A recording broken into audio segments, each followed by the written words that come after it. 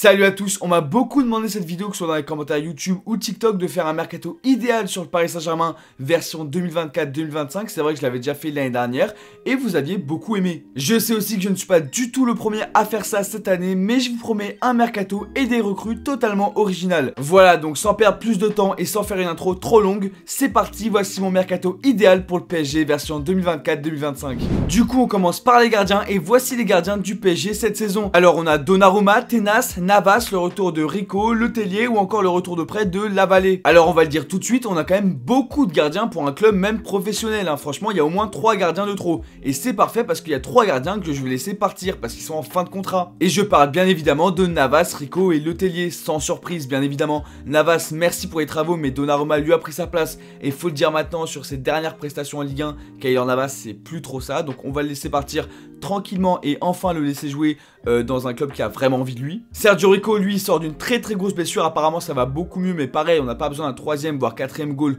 donc je le laisse partir. Et pour le dernier, Letellier, bah pareil, il était là pour la liste UEFA, mais je préfère largement laisser un Titi à sa place, donc pareil, il part aussi. Pour les gardiens qui restent, alors Donnarumma, je sais qu'il est beaucoup décrié, qu'il a pas fait une super saison, quoique je trouve que sa saison est très sous-cotée parce que en Ligue 1, c'est peut-être lui qui nous fait gagner le titre assez rapidement. Alors oui, en Ligue des Champions, il a pas non plus été le meilleur gardien, et il nous a coûté des points, mais franchement, moi, je le laisse titulaire et je ne le vends pas du tout. C'est un jeune gardien, il n'a que 25 ans et depuis qu'il est arrivé au PSG depuis 3 ans, franchement, moi je vois une grande amélioration. Il y a 3 ans, il n'était pas du tout comme ça. Là, cette année, franchement, c'est une année référence pour lui, en tout cas dans le championnat de France. En Ligue des Champions, malheureusement, ça n'a pas marché contre quelques clubs, mais là aussi, il a sorti de bonnes prestations et je pense sincèrement qu'il peut encore s'améliorer. Et franchement, je vous le demande, mais est-ce qu'il y a un meilleur gardien que lui sur le marché des transferts? Je ne pense pas, malheureusement. Donc pour l'instant, Donnarumma restera mon titulaire, mais attention, pas un titulaire indiscutable. Et oui, parce qu'en deuxième gardien, on a Arnaud Tenas et franchement, j'ai adoré lui quand il jouait en Ligue 1. Franchement, il était juste trop fort. Il a tout ce qui manque à Donnarumma, un bon jeu de pied, une bonne vision de jeu, hein. Bon après, il est pas non plus dégueulasse dans les arrêts ou quoi, mais franchement, si on peut combiner Donnarumma et Tenas, je pense qu'on a le gardien du siècle. Mais en vrai de vrai, je pense vraiment que c'est un super deuxième gardien. Et si je dis ça, c'est qu'apparemment Arnaud Tenas voudrait être prêté pour avoir du temps de jeu et le PSG devrait dépenser 20 voire 30 millions d'euros pour un deuxième gardien. Moi, je ne suis pas du tout d'accord. Je fais d'Arnaud Tenas mon deuxième gardien, oui, mais il aura du temps de jeu. Déjà, je lui laisse toute la Coupe de France pour se montrer et même quelques matchs de Ligue 1 pour voir si oui ou non il peut sauter Donnarumma. Pourquoi encore une fois aller recruter un deuxième gardien quand tu as Arnaud Tenas qui peut viser la première place? Donc franchement, je garde les deux et je ne les mets pas en concurrence serrée parce que Donnarumma jouera quand même les grands matchs, mais Arnaud Tenas pourrait le titiller en Coupe de France ou en Ligue 1. Et enfin, en troisième gardien pour la liste UEFA, je garde Lucas Lavallée. Il n'a pas montré grand chose lors de ses prêts, mais ça a l'air d'être un bon petit gardien. Il est jeune encore et franchement, dans tous les cas, il ne jouera pas de match. Bon, maintenant que les gardiens sont finis, on va passer aux défenseurs centraux et là aussi, il y a du beau monde. On a Marquinhos, Skriniar, Beraldo, le retour de blessure de Hernandez, de Kimpembe et enfin Danilo. Bon, déjà je vais exclure du débat 2 joueurs, je ne les vends pas, mais malheureusement on ne connaît pas vraiment leur niveau parce qu'ils sont blessés. Je parle bien évidemment de Hernandez et Kimpembe. Hernandez vient de se blesser et on ne sait pas du tout à quel moment il va revenir dans la saison, donc je ne compte pas sur lui pour l'instant. Et Kimpembe, bah il ressort de 2 ans sans jouer. Pareil, on ne connaît pas du tout son niveau et on ne sait pas si on peut vraiment compter sur lui. Tout le contraire de 2 autres défenseurs dont eux on connaît leur niveau et eux faut les vendre vraiment. Je parle évidemment de Skriniar et Danilo. Alors Danilo j'aime beaucoup, hein, c'est un grand soldat, il n'y a pas de souci, il a su être là quand il fallait et tout, mais sa dernière saison au PSG cette année là c'était très compliqué, c'est un des pires joueurs qu'on avait et ça sent qu'il a juste plus niveau PSG, donc j'essaie de le vendre, hein, pour 7-8 millions d'euros, mais voilà. Et Skriniar c'est juste une erreur de casting, on l'a recruté après une très grosse blessure au dos et il n'a juste plus du tout le niveau, donc pareil j'essaie de le vendre vers 7-6 millions d'euros, à voir. J'espère vraiment qu'il y aura des offres en Arabie Saoudite parce que sinon les gars, vu leur salaire, on n'arrivera jamais à les vendre. Mais imaginons qu'on est dans un monde parfait, Skriniar et Danilo pour au moins 15 millions d'euros les deux, hein, ça se vend. Ce qui veut dire qu'il nous reste, hein, sans compter bien évidemment Kimpembe et Hernandez, Marquinhos en valeur sûre et Beraldo comme un bon remplaçant et un bon jeune. C'est très maigre. C'est pour ça qu'il faut beaucoup recruter et moi je vais me baser sur le mercato d'été de la dernière fois. Il faut recruter beaucoup de jeunes pour justement préparer l'avenir au Paris Saint-Germain, travailler le présent mais aussi l'avenir, et c'est pour ça que je vais recruter 2 cracks au poste de défenseur central pour concurrencer Beraldo à côté de Marquinhos. Alors ma première recrue elle est évidente, hein, pour certains, mais ça va être bien évidemment Lenny Yoro qui va coûter aux alentours de 70 millions d'euros, mais sincèrement comment ne pas passer à côté de lui? Il est jeune, seulement 18 ans, mais il a toutes les qualités d'un défenseur central de 27-28 28 ans. Il a montré toutes ses qualités à Lille cette saison et franchement il a le potentiel pour devenir un des meilleurs défenseurs centraux du monde. D'ailleurs la preuve c'est qu'il est suivi par le Real Madrid et on sait très bien que le Real Madrid il ne suit vraiment pas que des nullards hein. Alors la concurrence va être rude hein, parce que encore une fois le Real Madrid c'est compliqué à refuser, mais je pense, et d'ailleurs ça a été dit dans la presse, Lenny Yoro veut être titulaire et je ne pense pas que le Real Madrid peut lui proposer ce poste là, alors que le PSG vu la dèche en défense centrale, je pense qu'on peut le faire jouer titulaire sans problème. Donc je pense que dans un monde parfait encore une fois, il va pencher pour le PSG et franchement si ça se fait sur le recrutement c'est juste génial. Mais attendez parce qu'il y a un deuxième défenseur qui va arriver, dans l'idéal on recrute les deux parce qu'encore une fois c'est vraiment la dèche en défense centrale. Et mon deuxième défenseur du coup,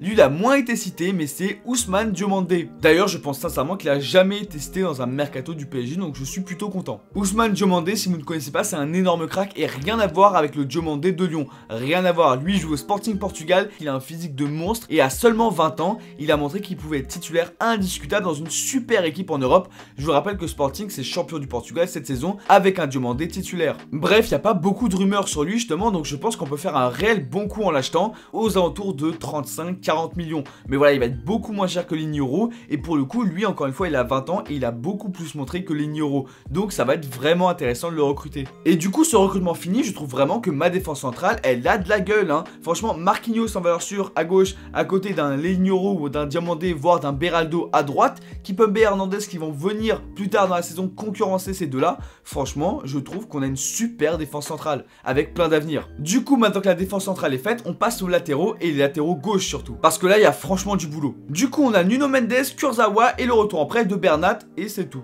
C'est très faible. Alors Layvin Kurzawa a déjà annoncé qu'il partait libre, évidemment sans surprise, tout le monde le savait, donc évidemment il n'est plus à ce poste là. Et Juan Bernat il revient d'après au Benfica où il a joué que 2 petits matchs de championnat. Et lui bien évidemment je le vends, mais alors je pense qu'on va récupérer rien dessus, hein. 1 million d'euros, 1,5 million d'euros, ce sera vraiment pas mal. Ce qui veut dire qu'on se retrouve avec un seul défenseur gauche, Nuno Mendes, qui est un joueur en plus qui se blesse beaucoup. Donc ouais, là va falloir recruter et recruter sévère. Et grand suiveur de Ligue 1 que je suis, j'ai évidemment pensé à Bradley Loco. Et je suis un peu déçu parce qu'il y a beaucoup de gens apparemment qui l'ont mis dans un mercato parfait. Mais franchement, depuis janvier au moins, j'ai envie de le mettre dans mon mercato parfait. Donc ça fout un peu la haine. Mais bref, Bradley Loco, bien évidemment, c'est le choix à faire en défenseur gauche pour suppléer Nuno Mendes. Si vous le connaissez pas, il vient de sortir d'une superbe saison au Stade Brestois. Un Stade Brestois qui, je le rappelle, a fini 3ème de Ligue 1. Et c'est vraiment en grande partie, pas que grâce à lui, mais il en fait partie des réussites. Et je pense sincèrement que ça va être une doublure parfaite. Encore une fois, il vient de Brest, même s'ils ont fini 3ème. Je pense que lui, il s'imaginait pas tout de suite au Paris Saint-Germain. Et donc ça va être un joueur qui va pas demander beaucoup d'argent, qui va pas demander beaucoup de temps de jeu, mais qui sera présent quand il le faudra et qui va montrer toutes ses qualités parce que il va falloir qu'il se batte quoi. Il sera pas une star qui va arriver et qui va montrer tout ce qu'il veut. Non, lui il va devoir se battre et je pense vraiment qu'on a besoin de ce profil là. Et même pour le prix, ça semble être une aubaine parce qu'encore une fois, tu vas pas rechercher un titulaire indiscutable, mais une doublure. Donc il faut pas que tu dépenses trop d'argent non plus pour une doublure. Et Bradley Loco, c'est 12 voire 15 millions d'euros grand max. Donc franchement, ça peut être une superbe affaire pour le PSG. Et pour Bradley Loco. Allez, je vais donner un deuxième nom si vous n'êtes pas convaincu. Et comme ça, on verra que j'ai un peu taffé. Il y a Juan Miranda qui arrive en fin de contrat, qui joue au Betis Séville, qui arrive en fin de contrat cet été, qui peut être recruté libre. Lui aussi, pareil, il va pas demander un énorme salaire. Et il vient de sortir une saison compliquée avec le Betis Séville. Donc je pense qu'il va accepter son rôle de doublure. Mais sincèrement, je préfère Bradley Loco. Ah oui, et je précise aussi, on n'a pas que 2 défenseurs gauche. Bien évidemment, Beraldo, Hernandez, Mukiele, Zagué sont capables de jouer à ce poste. Même Hakimi d'ailleurs.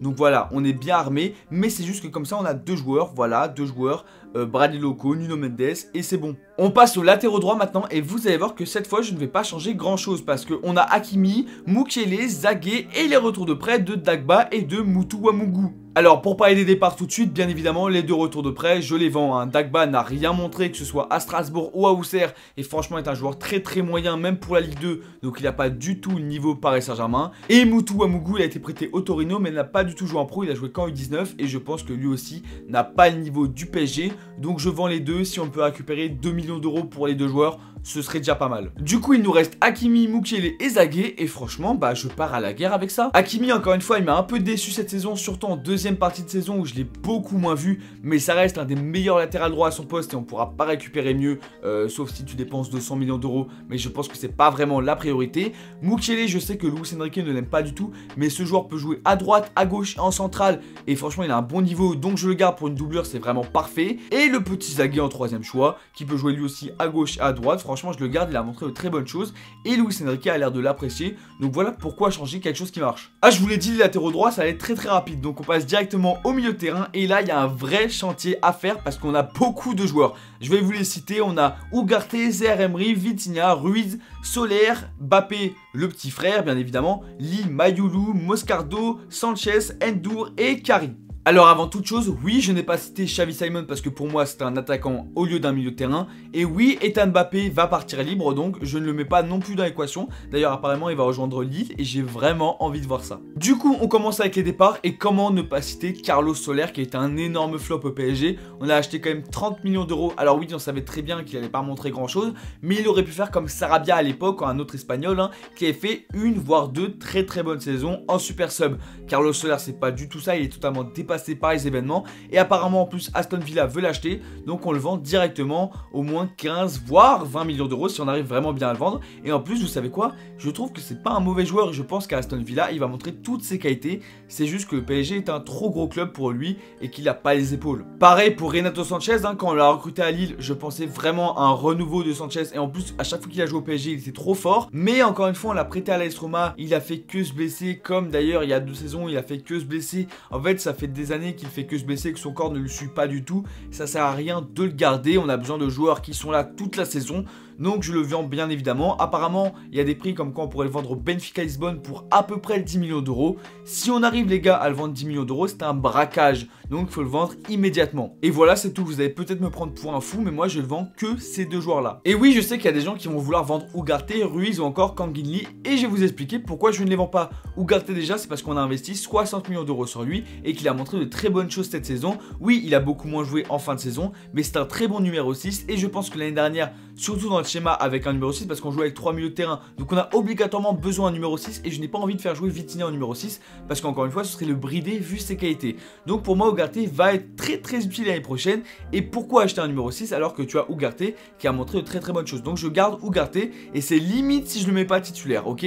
Pour Kangin Lee il a montré de très bonnes choses. Oui, il a été beaucoup absent en début de saison, mais c'est un joueur qui a beaucoup de qualité, ça se voit que quand il a le ballon, voilà, la technique il a, et c'est un joueur qui fait rêver les foules. Je pense qu'encore une fois c'est très compliqué de passer de Mallorca au PSG, mais je pense sincèrement qu'il faut lui laisser une deuxième chance et que l'année prochaine il va montrer ses qualités. Et encore une fois, lui, il est polyvalent de fou quand il joue milieu de terrain, il peut jouer sur les ailes, il peut jouer numéro 10. C'est un joueur qui sera utile dans la rotation. Et pour le cas qui fait le plus débat, Fabien Ruiz, je le garde aussi parce qu'on a besoin de remplaçants. Luis Enrique a l'air de beaucoup l'apprécier. Et que vous vouliez ou non, Fabien Ruiz, c'est un bon joueur de football. Voilà. Alors oui, c'est pas le plus séduisant, mais c'est un bon joueur de football qui est super utile dans un effectif. Pour le reste, je vais passer très vite sur Vitinha qui pour moi, bien évidemment, est un titulaire indiscutable. C'est un des meilleurs joueurs de cette saison.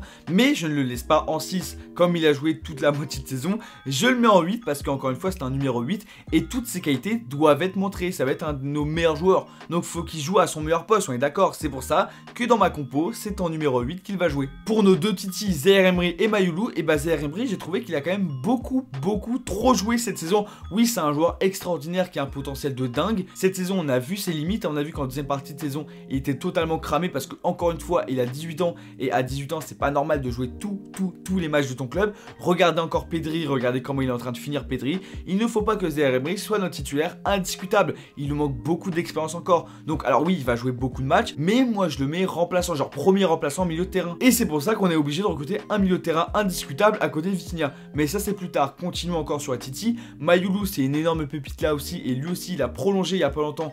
Donc voilà, on va le garder très longtemps. Mais encore une fois, il n'a pas non plus le niveau pour être titulaire. Donc voilà, ça va être un petit remplaçant qui va entrer de temps en temps. En plus, lui aussi est très polyvalent. Il peut jouer au milieu de terrain et sur les ailes. Et encore une fois, j'adore les joueurs polyvalents. Donc il va être très utile l'année prochaine. Mais tranquille, lui aussi n'a que 18 ans. Avant de parler de grandes recrues maintenant, j'ai envie de parler des retours de prêt parce qu'on a quand même Moscardo, Ndour et Kari. Et je sais pas si ça va vous étonner, mais moi je garde les trois parce que les trois sont super intéressants. Alors Ndour, je le renvoie en prêt parce qu'il n'a pas montré grand chose à Braga. Mais Moscardo, alors Moscardo je ne sais pas du tout ce qu'il vaut, mais apparemment ça annonce comme un énorme crack et comme quoi apparemment il aurait le niveau pour jouer au PSG. Donc je vois pas pourquoi on l'enverra en prêt, hein. Autant le garder, en plus c'est un numéro 6. Encore une fois, on aura besoin de numéro 6 cette saison. Et Ayman Kari, c'est un crack les gars. Oui, ces 2 saisons à Lorient ne sont pas folles, mais moi je suis fan de ce joueur et je pense vraiment qu'il a le niveau pour jouer au PSG. Apparemment Luis Enrique l'aime beaucoup et on parle d'un retour au PSG et non pas d'un 3e prêt parce que ça fait quand même 2 années qu'il est prêté à Lorient. Moi, Kari, je le garde et je le mets dans la rotation immédiatement. C'est un énorme crack et vous allez voir, vous allez comprendre.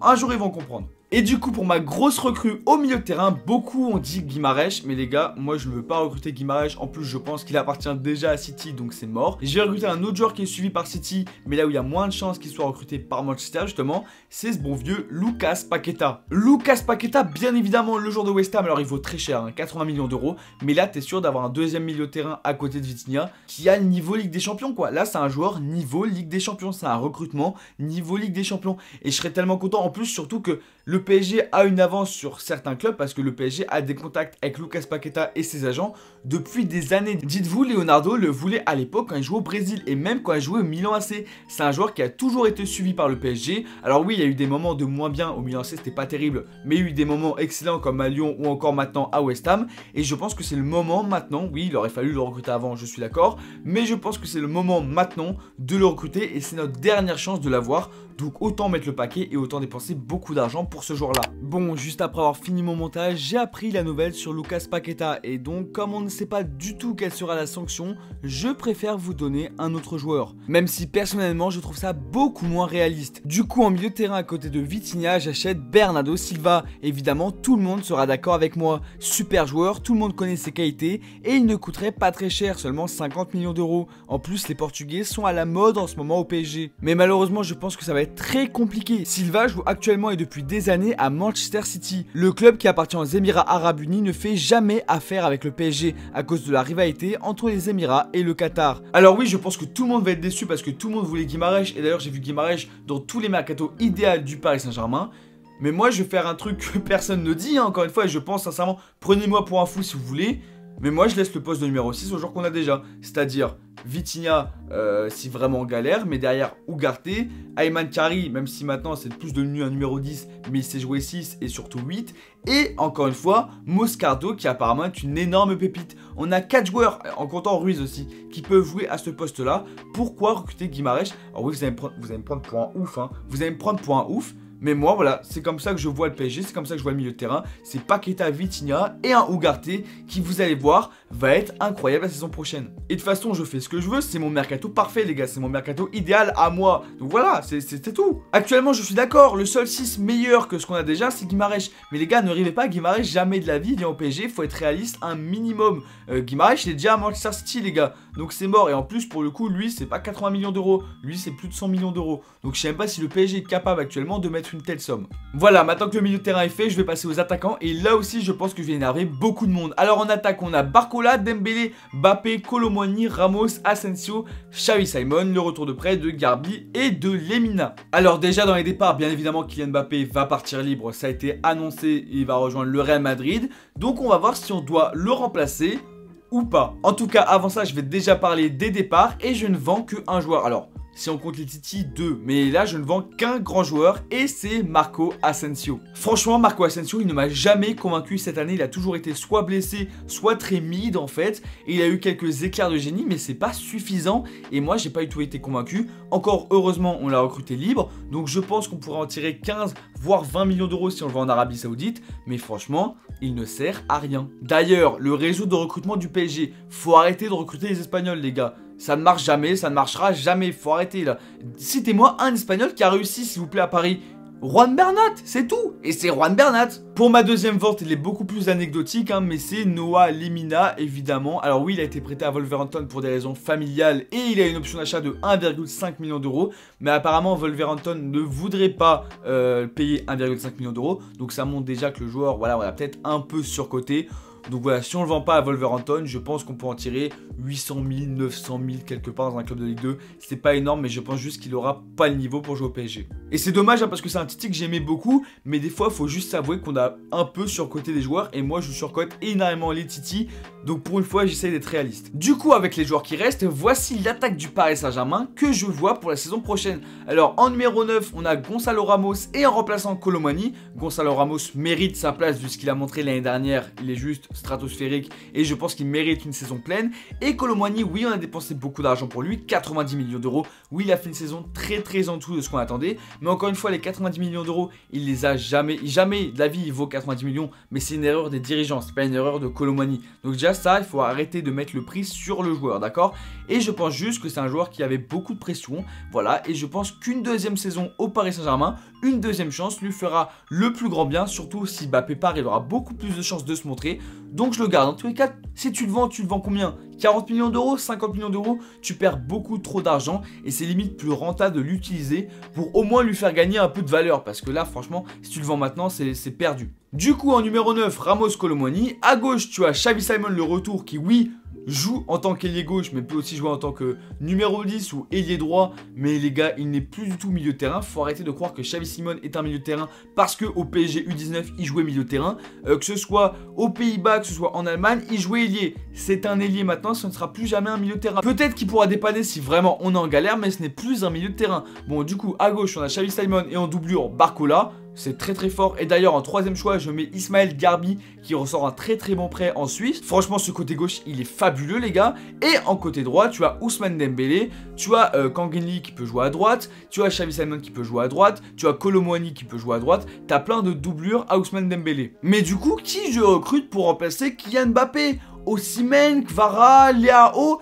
Aucun, je recrute personne, voilà. Attendez avant d'insulter, attendez s'il vous plaît. Je vais vous poser une question, pourquoi on devrait remplacer Kylian Mbappé par une superstar alors qu'on a l'arrivée encore une fois de Xavi Simons qui joue totalement à son poste, qu'on a Randal Kolo Muani, oui je sais c'est drôle, Randal Kolo Muani et Gonzalo Ramos en numéro 9 et qu'on a Dembélé à droite.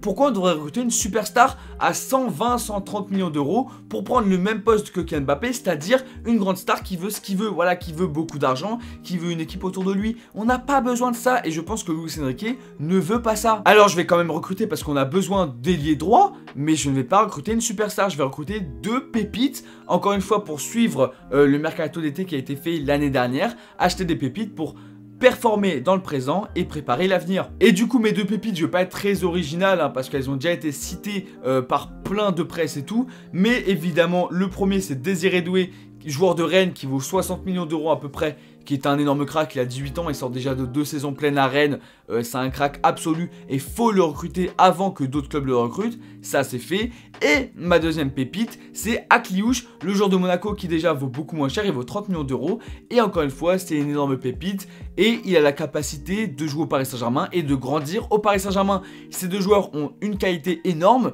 ils sont polyvalents, ils peuvent jouer sur les deux ailes, ils peuvent jouer au milieu de terrain, ils peuvent jouer numéro 10, ça dépend de quel schéma, avec quel schéma tu joues, mais ils peuvent jouer dans tous les schémas que le PSG et que Luis Enrique peuvent mettre en place. A noter que les joueurs sont très jeunes, hein. Magnès Akliouche n'a que 22 ans et Désiré Doué seulement 18 ans et les deux joueurs sont sélectionnés avec l'équipe de France Espoir. Donc voilà, si vous voulez la confirmation que ce sont des gros cracks. Et d'ailleurs Akliouche va peut-être jouer les Jeux Olympiques parce qu'il a déjà été sélectionné 2 fois par la France Olympique et a toute la confiance de Thierry Henry.